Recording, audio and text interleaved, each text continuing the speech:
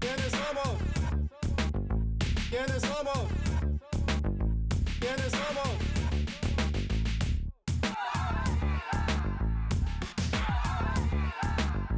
¿Quiénes somos? ¿Quiénes somos? ¿Quiénes somos?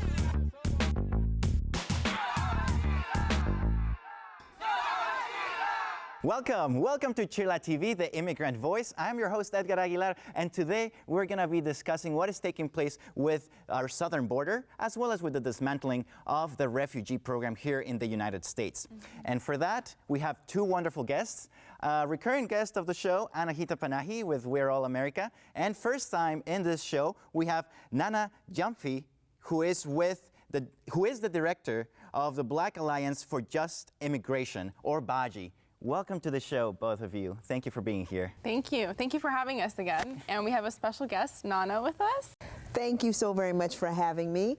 I'm pleased to be here. First time, I'm like, woo, we should be drinking some champagne or something. I agree. Getting some excitement happening here. Yes. I am the executive director of BAJI, just started this year. For those people who don't know, BAJI is the Black Alliance for Just Immigration. We are the largest Black-led immigration rights group in the country. We do work locally, nationally, and internationally. Wow. We have 6 now offices all over the country in LA, Oakland, Atlanta, DC, New York, and Miami.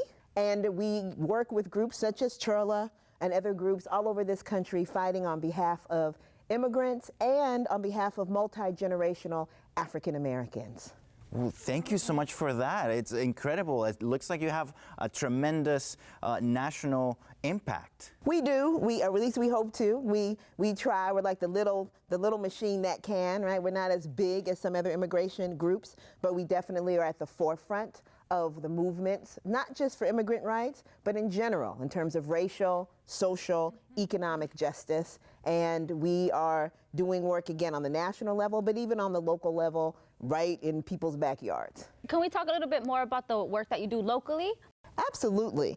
So we have 4 buckets of work that we generally do, and it shows up locally in particular ways. So whether we're talking about humanitarian protections, working on temporary protective status, TPS, campaigns regarding Liberian DED, which is sort of a special category in itself, as well as DACA. We're part of campaigns that are happening here to protect and educate folks. We also do a lot of work on what we call crimmigration, where you're looking at where the criminal sanction system and police intersect with the detention deportation machine.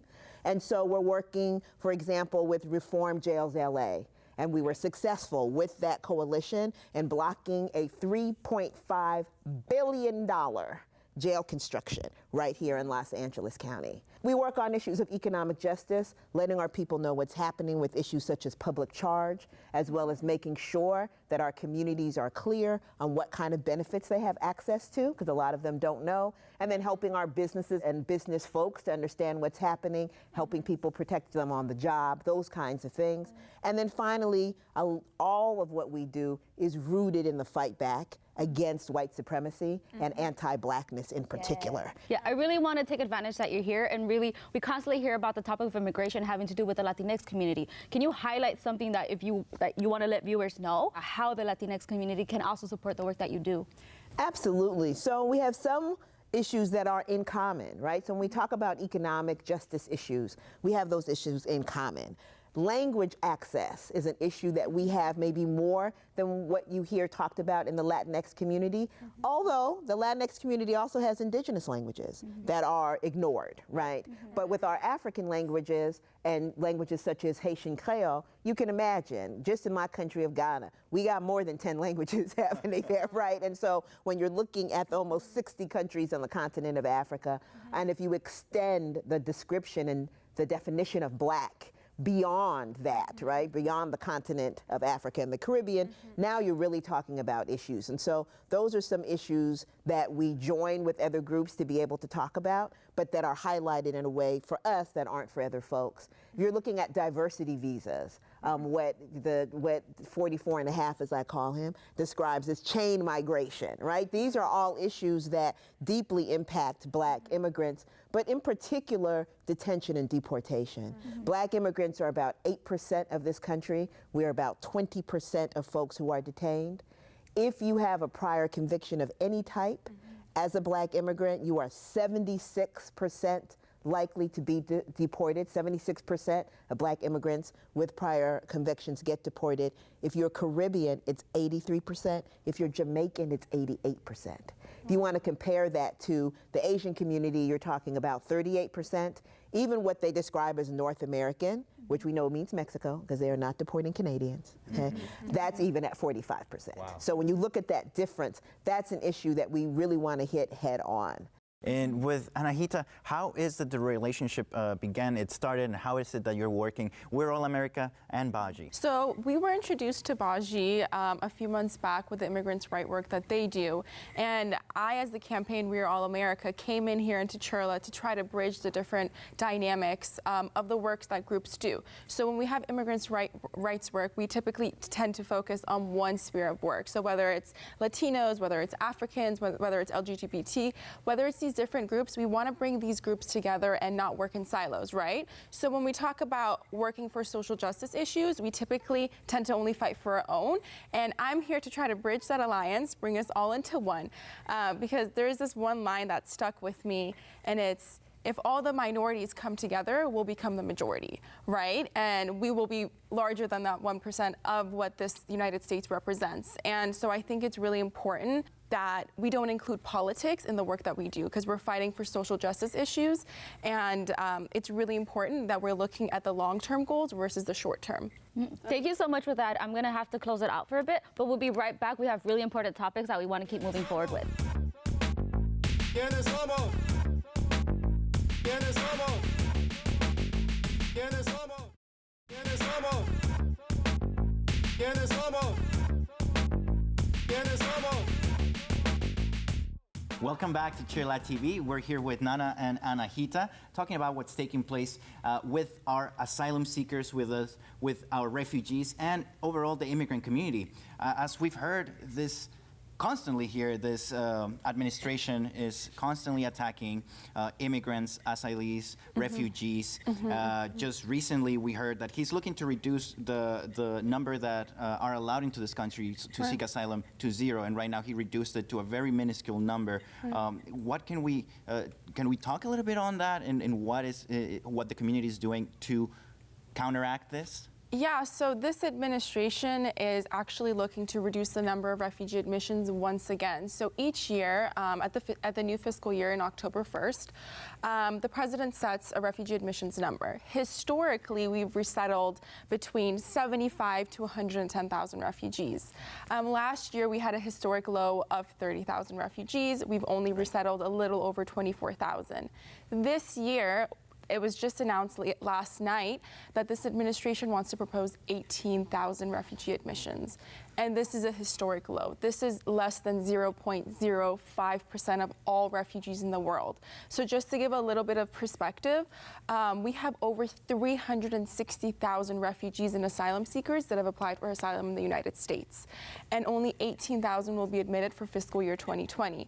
And a portion of that is actually saved for SIV recipients, or special immigrant visa recipients, are Iraqis or Afghanis that work with U.S. forces to then come to the United States. So this will leave a lot of refugees disproportionately excluded from this refugee admissions, including Latin Americans, African, Middle Easterners, and folks from all over the world. Along with that, there is also a new executive order that the president has signed. They're trying to make refugee resettlement a local issue. So what that means is, if the federal government admits a refugee and wants to admit a refugee to a specific city or state, if that mayor or governor does not want to resettle that refugee in that city or state, the federal government has to find a new location for them to be resettled. So this is becoming a local issue. The numbers are being decreased, and all pathways to refuge are being blocked, from our southern border to across our seas. And I believe last time that you were on the show, you talked about how it's not only going to impact the policy, but further on when we have a more progressive platform, we won't have the resources. Can you talk a little bit upon that? Exactly. We will not have the infrastructure. So just the past 3 years that we've had this administration in place, over 100 resettlement agencies have closed down. And in California, we had 28 when Obama was president. Now we're down to 17. And so these resettlement agencies who've been providing services for decades to the immigrant communities are scrambling to keep their doors open to provide humanitarian assistance to the vulnerable immigrant communities, from refugees to asylum seekers to TPS recipients and document folks and all other vulnerable immigrant communities. I completely see how this administration is just attacking the immigrant community. So thank you so much for the work that you both do. Would you like to reflect on how this is also impacting the Black community? Absolutely. We have so many refugees that come from countries, for example, on the continent of Africa.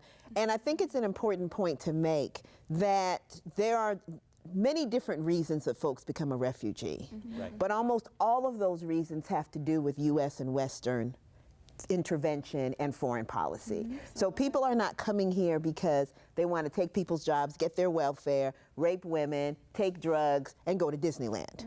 Right. People are coming here and risking it all because their countries are being bombed because of U.S. and Western foreign policy, because they're being displaced because of globalization, quote unquote, right? And these corporations that are coming in and telling folks this land is ours now, whether you want it to be ours or not.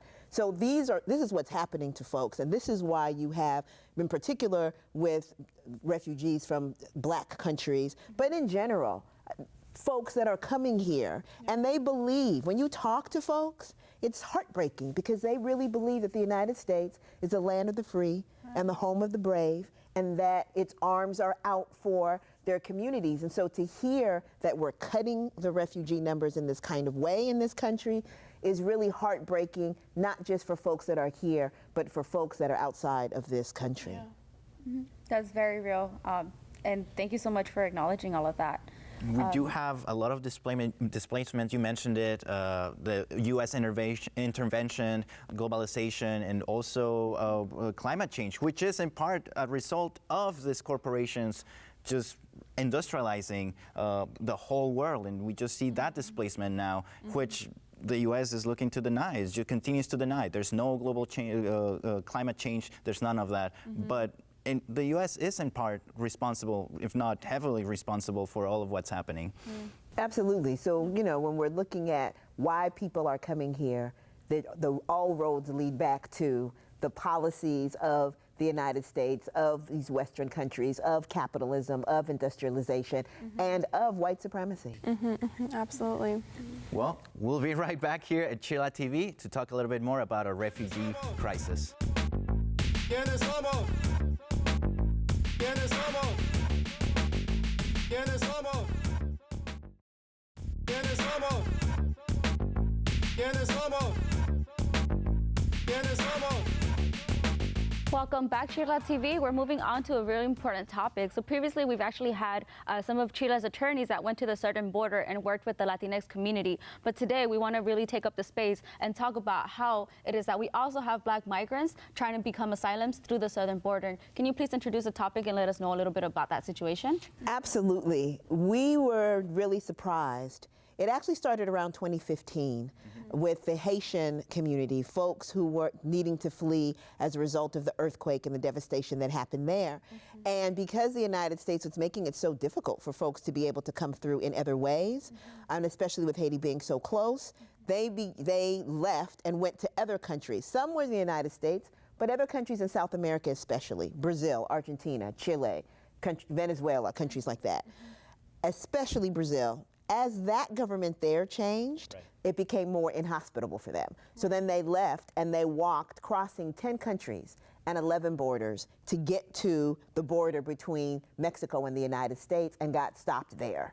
And so many of them are there, thousands of them are there, and some of them have been there for that whole time period. But that's been a push right there. And we did a report, BAJI, Black at the Border report, that you can access on our website, baji.org, and get that information. But now we started to see something new in the past year or so. Continental Africans from Ethiopia, Eritrea, Ghana, Congo, Cameroon, Senegal, all of it, 15 different countries being represented, coming through, most of them coming through Ecuador, so not doing all the way to South America, but coming through Ecuador, crossing the Dorian Pass is very, very difficult, 260-mile jungle, where they literally are seeing other people dead, walking over bodies, venomous snakes, other animals. They can't sleep, traveling for 7 days. And so they go through all of that, go through Guatemala, get to southern Mexico, and now they're being trapped in Tapachula. So some have made it up to Tijuana, but some, because of the new policy that Mexico is engaged in, under the pressure of 44.5 and his administration, now suddenly Mexico, which was a place where people felt as a welcoming place that allowed you to transit through, has decided, no, you can't do that. And the conditions there, we can talk about later, but are really difficult. We see that we have now a continuing flux of and movement of African migrants especially, but also migrants from the Caribbean coming in without any preparation for them. Language access, again, still a problem. Aid, a problem, and just a rampant violation of their human rights. Now that's happening with all migrants, but Black folks that are Mexican aren't having a great time in Mexico, right? Black folks that are El Salvadorian, that are Honduran, that are Guatemalan, are experiencing anti-Blackness in all of those countries. And they're citizens of those countries. So you can imagine what's happening to those they refer to as the extra-continentals, right? What is happening with us? Yeah, I was born and raised in Mexico, and I can tell you that I've always thought of Mexico as a very welcoming, very friendly country, but it is definitely devastating to see the pictures, to hear the stories of these immigrants who are treated like less than people. It's just terrible what the Mexican government is allowing to happen. And that's in part because in Mexico, Black people have never been part of the conversation. It wasn't until this year, I believe, that they finally are being represented. They're being added to the census. As a matter of fact, since we've been talking about the U.S. Census, Mexico also has their own census, and they finally established Black as an ethnic group. It had not been represented before that, so there's no numbers on the population. So there's a lot of ignorance within the country, ignorance with the people, and that is just, it really hurts me to know that my fellow brothers and sisters of Mexico are letting this happen. It really is a difficult situation. We're calling it a humanitarian crisis. Right now, just in Tapachula, we have 3,500 Africans, as I said, representing 15 different countries. The good thing is that they're resisting. Right? They're saying, no, we're not going to take this lying down. We're not going to have to hide and go really dangerous ways to get between here and Tijuana. We demand the right, the human right of mobility, right? And we demand that we be treated as human beings, not detained in detention centers, not called stateless, which is what's happening now. They're being told, even though you have all these papers from the Congo, we've decided you're not Congolese, that you have no state. You're a stateless person. So they're pushing back. They've formed an assembly, the African Assembly of Migrants, and we're really proud as BAJI to be supporting them, to be supporting their demands, and to be pressing for the one demand that they have, which is the demand to head north. And the right to migration, that's everybody's right. And so thank you so much for joining us. We're going to keep going with this conversation, so stay tuned. ¿Quiénes somos? ¿Quiénes somos? ¿Quiénes somos? ¿Quiénes somos? ¿Quiénes somos? ¿Quiénes somos? Welcome back to CHIRLA TV. We're here with Nana and Anahita discussing what is taking place with our asylees, our refugees, and our immigrant community. And I just wanted to give you the opportunity to let us know, based on what has been happening, what can we do? Where can we go to assist, to be part of the movement and make sure that this stops ASAP? You've done a lot by having us on the show. So thank you for that. But also, folks can go to BAJI.org, BAJI.org. You can follow us on Twitter, BAJI Tweet. You can also follow us on Facebook and on Instagram at InstaBAJI. We have all the information there, what people are doing, the pressure that we're putting, monies that we're raising. Please, be of support. We really need the help. Our people need the help on both sides of the border. And I really just want to reiterate what Nana just mentioned. Really donate, volunteer to organizations that are doing great work, whether it be CHIRLA, whether it be We Are All America, whether it be BAJI, just the organizations that are doing social justice work, and ensure that we can continue serving the immigrant community, the refugee and asylum community, because right now they're at the all-time lows. They're being dismantled, the programs are being dismantled, and they have nowhere to go to seek asylum. And so with that, we're trying to save California with the coalition that we're building. California Welcomes, and BAJI is also part of that, to ensure that we can fund the remaining resettlement agencies to provide services for those vulnerable immigrant communities. And so we're hoping to get to the state capitol soon to ensure that this becomes a success and that we can provide that humanitarian assistance that's crucially needed right now. Well, on behalf of CHIRLA TV, I want to let you know that we're going to be there helping, supporting as much as we can. Please, viewers, check out our social media, check out their social media, their websites. Make sure that you get involved, get engaged, volunteer, as they mentioned, because we need you. More than ever, it is the time to act. You cannot be passive, be proactive. And thank you so much for being part of the show. We really appreciate you. Thank you for having us again. This is an honor. Thank you. We want to see you back again and see some positive updates. Before we end the show, though, I've actually met you before at a forum, and I remember you taught us a song. I wasn't familiar with the language, so I was wondering if you could close us out with teaching us a song of resistance. Was it a song or was it a chant? It was a chant because we did Si Se Puede. Yes, that's right. And so we did it in 2 languages. Yes. In Haitian Creole, it's We Nou Capable. We Nou Capable. And in my language, in Asante, it's Ain Yen to me. Ain Yen to me. So it's Si Se Puede. Si Se Puede. We Nou Capable. We Nou Capable. Ain Yen to me. Ain Yen to me. Thank you, folks. You practice that at home.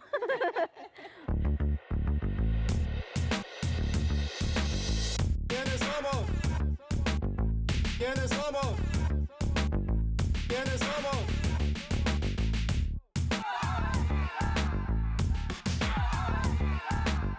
¿Quiénes somos? ¿Quiénes somos? ¿Quiénes somos?